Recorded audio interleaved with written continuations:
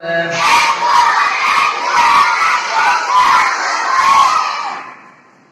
জবর এক জের এক পেশকে হরকত বলে।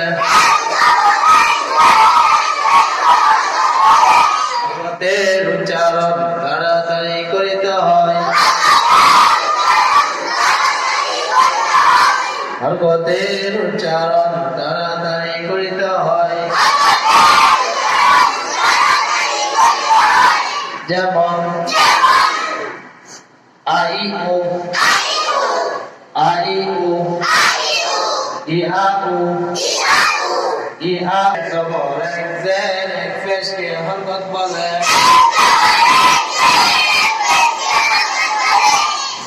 এক জবর এক জের এক পেশকে হরকত বলে। হরকতের উচ্চারণ তাড়াতাড়ি করিতে হয়।